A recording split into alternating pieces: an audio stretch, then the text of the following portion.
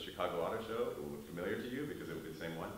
But anyway, just to give you a little information, and Mike talked about this already, but we're very proud of our SUV sales performance. Obviously, the RDX, when it was changed in 2013, the same year as the ILX, I mean, went from being, kind of not so great in terms of sales performance to being a real leader, and it's just been on fire for us ever since.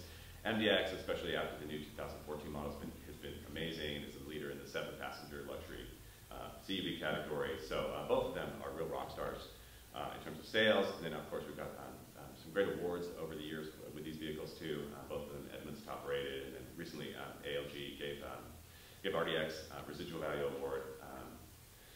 And the same kind of approach, the same kind of comprehensive approach which we've talked about on ILX applied to this car. So the styling changes very intentionally follow the same kind of pattern as ILX, whereas ILX is so heavily focused on the sport, RDX a little bit more on the premium side.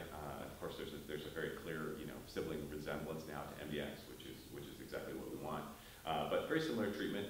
So the new grille, the new headlights, the new kind of sculpting on the bumpers. And here's just a look at how it compares to the old outgoing model. We've been told a lot of times that the outgoing model is a nice looking car, but maybe doesn't look so much like a luxury vehicle, and so we think that we really addressed that and provided our customers with really what they're looking for. New wheels on the car, so painted silver wheels on the base of the tech models, polished or machined silver wheels on the advanced model, which is the one we have here, and both of them the same size, so 18 by 7.5, and then one optional wheel, which is design you see there. And then the engine changes. So I mentioned this is a new engine, not anywhere near as drastic a change as in the ILX. This is really an evolution of the engine that was already in the car. But 6 more horsepower, 1 more pound-feet of torque, and 1 mile per gallon on the highway. So a good improvement and really improving what was already kind of a class-leading engine with quite a bit more horsepower than a lot of its main competitors, and excellent acceleration and fuel economy performance. Also some changes made to the all-wheel drive system. So we got some feedback from a lot of our customers in cold weather climates that some of the initial grip of the rear wheels was a little bit lacking, that they could spin pretty easily, and so we've enhanced the torque capabilities of the rear diff and are able to send more power to the rear on the new model. Also some improvements on the inside, focused on premium and personal space. A lot of new features. So power tailgate is now standard across the board. Previously it was just on the upper models. Rear ventilation, various other features which I'll talk a little bit more detail about in just a second. Also application of our touchscreen controls, very similar application to the ILX, so I won't go into any detail about it, but this is something we're pretty proud of. And then a new advanced package, and so this is the car we have here. One of the things we identified with this car is that our top of the line RDX is about $41,000, and that's with all-wheel drive and navigation and everything. And if you look at a lot of our competitors, they're getting shopped against us. They go up way past 50 grand, and we're missing out on an opportunity there. And there's a lot more that customers are looking for. And so this package tries to offer those things. So things like vented seats, remote start, rain sensing wipers, and of course all the safety features, the AcuraWatch features. So talking about safety, same features being added to RDX in very much the same way. So I won't go into detail about them, but again, this is pretty significant in this class, and the same targets for safety performance. So 5-star IHS Top Safety Pick Plus. If you go to any Acura presentations this year, you're going to hear that. And that is something we're very intentionally targeting, and we're looking to really have some significant performances here.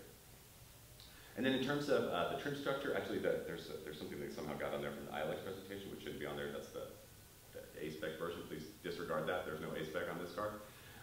But on the base model, so jewel light headlights, power moonroof, power tailgate, as I mentioned. Then from this model, the next step up is the tech model, where you get the navigation system, you get some additional features like BSI, ELS audio, and then the top of the line is the advanced, which has the AcuraWatch features, and then all those other features I just talked about. And then we've got a dedicated AcuraWatch option that's available on both the base and the tech versions. And of course, all this goes for both 2-wheel drive and 4-wheel drive the same. And then RDX is not going on sale for a few more months, so we'll announce the exact date later, but we'll say it's the spring. Pricing will be, of course, announced a lot closer to that, and it'll be built in our East Liberty plant, which is the same plant it's in today. More importantly, we'll be showing it next week in Chicago, so hopefully this is a good little sneak preview for all of you guys. So just to finish up, it's a big year for us. At the most minimal and sort of obvious level, I think we've got a much more kind of sibling-looking family now. All of our vehicles with our dual light headlights with very similar treatments in terms of the basic styling. But much more than that, some exciting powertrains that we're really proud of across the board. Amazing safety technology that we think is really going to actually save lives and make our customers more happy. Good features. It's a much more competitive lineup for us, and we're really eager to kind of see what happens in the next several months. So thank you for listening.